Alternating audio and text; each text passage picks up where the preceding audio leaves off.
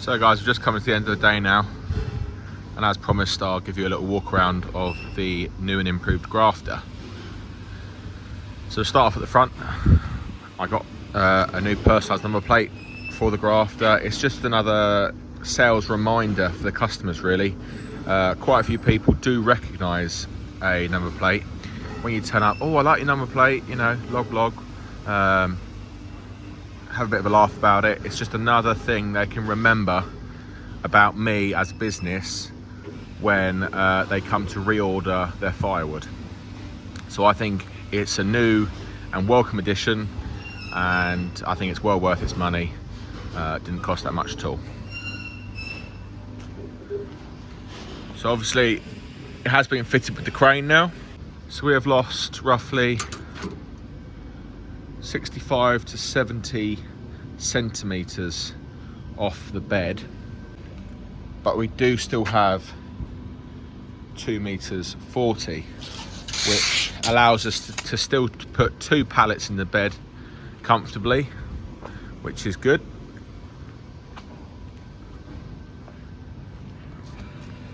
We've got the HC 33 A2, which means it's got 2 extendable arms. You can get a little manual extension if you want to put in it, or you can get the A3 model, which is 3 extendable, like hydraulic extendable. You can also get the A1, which is just 1. So obviously this does weigh a little bit, each extension, so it reduces how much you can overall take, and it also reduces how much you can carry when using the crane. It all depends how far you want to go. I believe the A3 was 7.4 meters or something, and it would take about 200 kilograms. So it was an option. I was going to go for it, but I thought this would be plenty, and I'm glad I didn't go any more because I don't really need it. It's got hydraulic legs, but manual pull out. If I unlock it, manual pull out with a line to show you where to stop. You can't go too far out. Hydraulic legs down on here. Obviously powered slew, everything's powered slew, main boom, second boom, and extension. You can get these fitted with auxiliary pipes at the end, so you can use a grab if you really need to. Obviously I don't need to do that, I'm just lifting up bolt bags. If I ever lift up any logs, I will get a gravity kind of mounted pincher. I don't know what you would call them really, but kind of like pinchers. And if I ever need to pick up some logs, that's what I would use. We've got an advertisement panel at the back. I am actually getting this replaced. I've asked them to make it bigger. It's not quite flush with the outside. The reasoning they thought was if you're turning tight, they don't want to get caught. But realistically, this truck doesn't have hardly any overhang, and the lights stick out anyway, and they look a bit bare. So I'm having it redone to the outside of the vehicle, nice and smooth lines, and then it's also going to be higher. It's actually going to be slightly higher than the back of this, just because I want more available advertising space when you're sitting behind in the car and you can read who I am. Obviously the number plate as well, another reminder for people. So 2.4 meter bed still. I will measure how wide it is. That hasn't changed.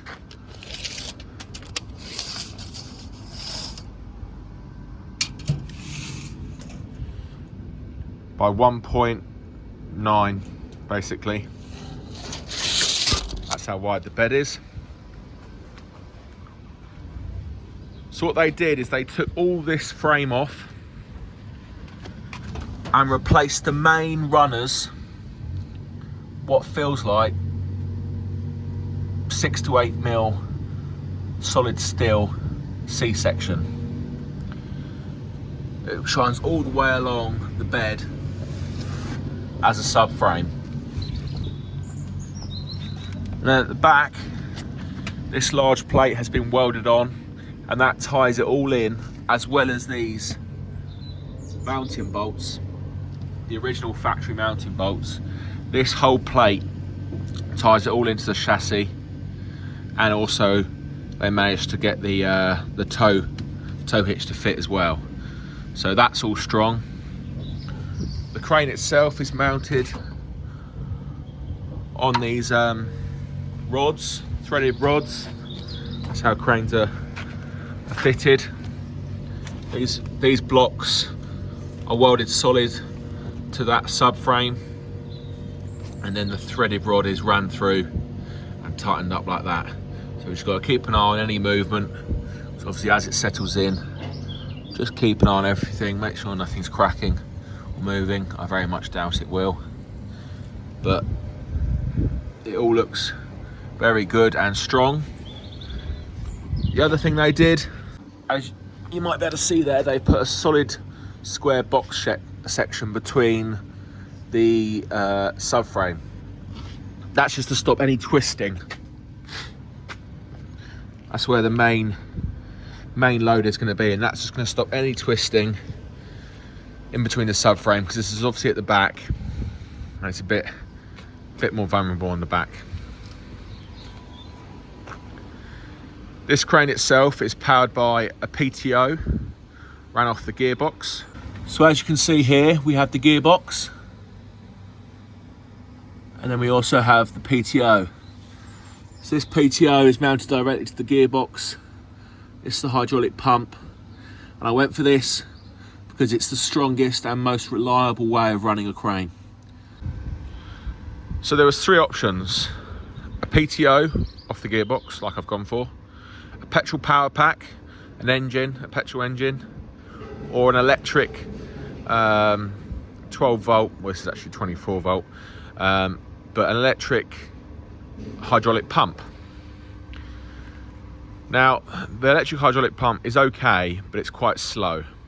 That's what I've found in any other operations. And the petrol power pack, firstly, it's pretty expensive. It's another thing to maintain and keep going, changing oil, keep filled up with fuel, etc.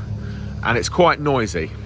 So I went for the hydraulic on the gearbox, and I'm over the moon with it. I really am. I'll just show you how that runs. So as you can see, we've got a new switch down here. Press the clutch down, press on.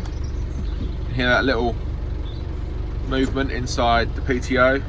Slowly release the clutch back up, and now we have PTO power. On these Isuzu grafters, depending on what year you have, but they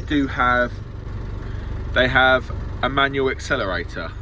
So it's running at about 750 to 800 revs per minute.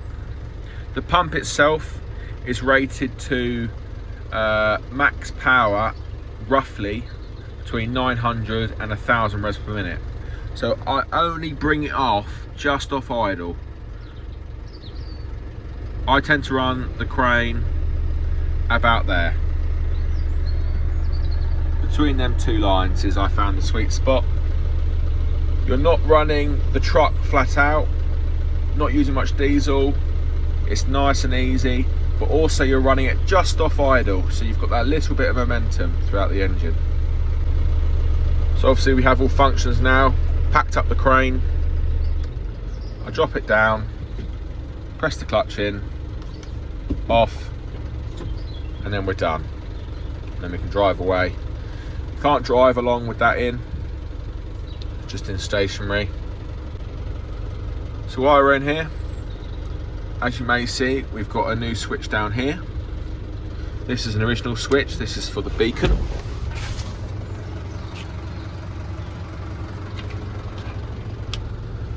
This switch down here is for the new lights.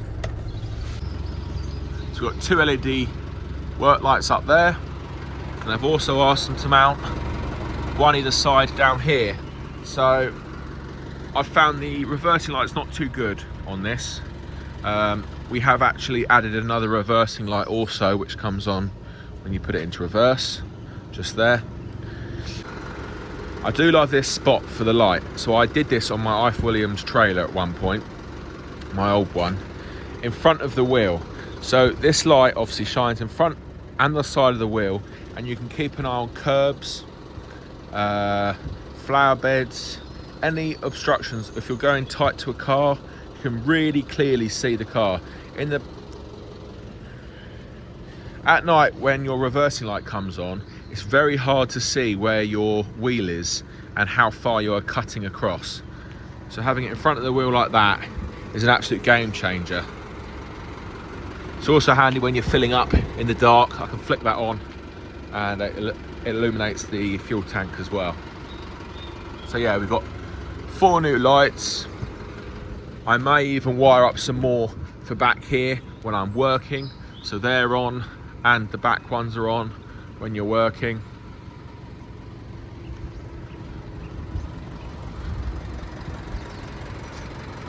So them lights are a nice handy addition.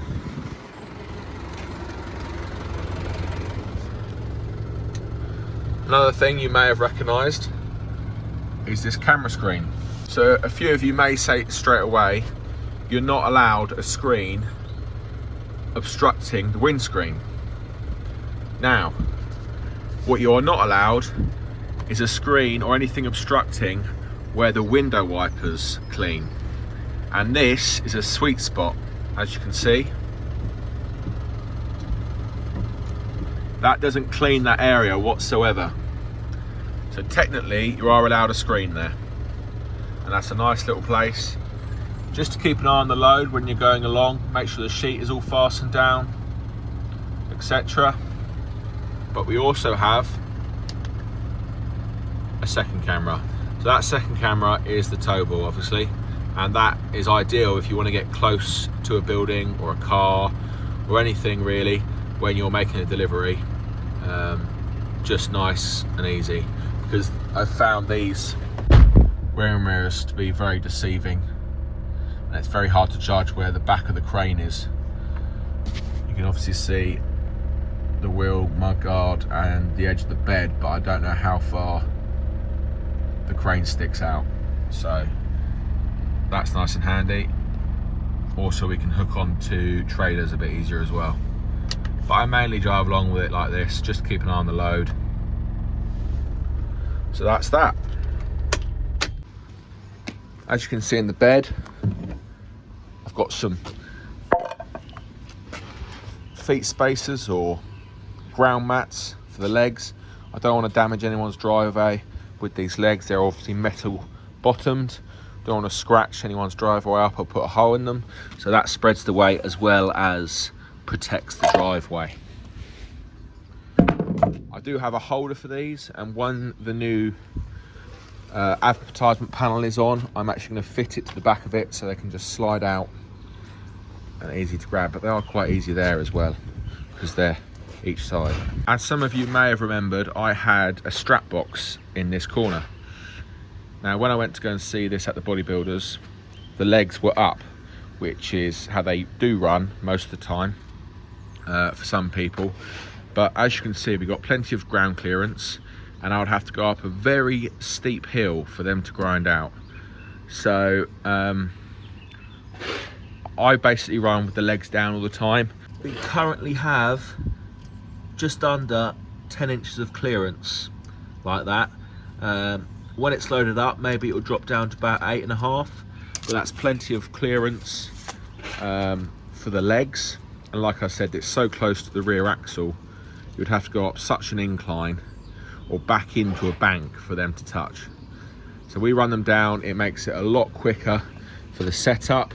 Just pull that lever, pull it out, pull that check valve round, drop it down, lock it off, and we're done. You don't have to faff around with this pin and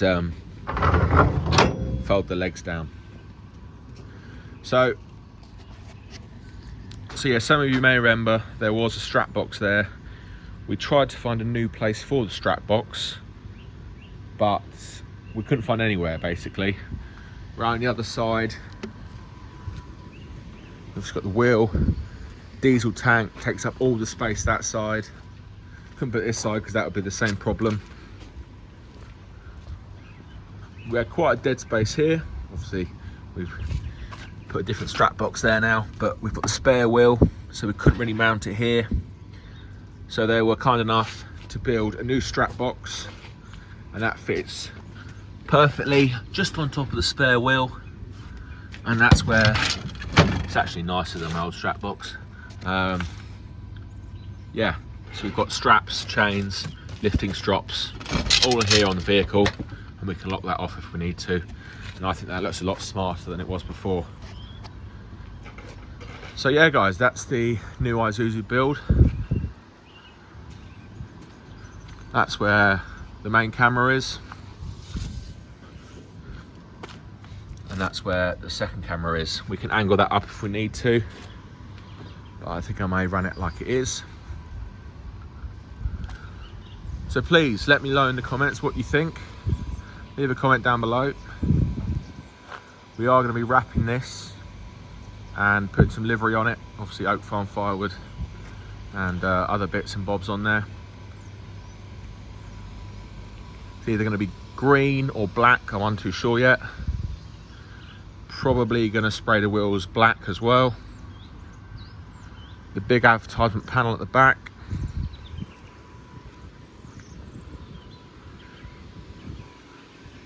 So I'm really happy with it. It's obviously had its problems with the PTO and the gearbox, if you guys have been following my YouTube channel, but it's finally here, and it's a big sigh of relief because it is truly a great bit of kit and it's helping me out massively already. I'm going to save my back. I can get the bags into better places for the customers. Looks more professional. The only downfall to it really is less bed space and less payload, but I really am trying to get my deliveries in a smaller area and help out the locals with their firewood. So yeah, I'm going to run this for a couple of months or maybe up to next winter, and all going well, if I can then warrant the crane and all the kit, I will then let you know who supplied me them, and we'll go from there.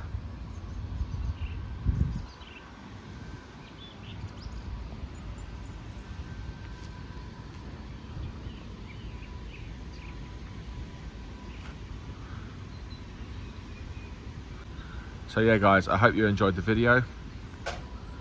So there's going to be plenty more content on this build, getting it wrapped, how it's going to look after that, lots more on the channel. I'll see you guys in the comments, and I'll see you on the next one. Cheers.